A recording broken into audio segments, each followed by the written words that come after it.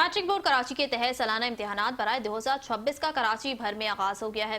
Chairman matric board doctor Ghulam Hussain Sahu, secretary matric board doctor Naveed Ahmed, नाजिम इम्तिहानात अहमद खान समेत विजिलेंस टीम ने pilot girls higher secondary school नासमवाद के इम्तिहानी मरकज का दौरा किया। इस हवाले से मजीद तफसीलात जानते हैं सैयद जुहेब से। जी जुहेब, अपडेट कीजिएगा।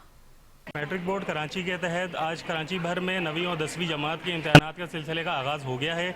इस सिलसिले में बोर्ड ऑफिस की जानिब से बताया गया है कि 3,85,000 से ज़्यादा तलबा इस वक्त इम्तहानात दे रहे हैं, जबकि 520 से ज़ायद इम्तहानी मराकज़ शहर भर में कायम किए गए हैं। 51 से ज़्यादा विजिलेंस टीमें इस वक्त तमाम बोर्ड की जानिब से मुख्तलिफ इम्तहानी मराकज़ का दौरा कर रही हैं। चेयरमैन गुलाम सहू, नाज़िम इम्तहानात और सेक्रेटरी समेत तमाम अफसरान ने इस वक्त मुख्तलिफ इम्तहानी मराकज़ के दौरों का सिलसिला शुरू किया है, जिसमें सबसे पहले नाज़माबाद का pilots girls higher secondary school, जिसके अंदर चेयरमैन ने मीडिया से बात भी की। इस मौके पे उनका कहना था कि दफ़ा 144 का निफाज कराया गया था। इस हवाले से भी सूरत हाल को मुतमईन देख रहे हैं, जबकि इम्तहानी मराकज़ में हालात भी जो हैं तसल्ली बख्श हैं और तलबा को किसी किस्म का कोई मुश्किलात का नहीं है। जबकि एडमिट कार्ड के हवाले से उनका ये कहना था कि तमाम तलबा को एडमिट कार्ड जारी कर दिए गए हैं। अगर अभी भी हमारा बोर्ड का अमला बोर्ड में काम कर रहा है, किसी तलबा को कोई ज़रूरत हो तो हम वहाँ पर हाजिर हैं।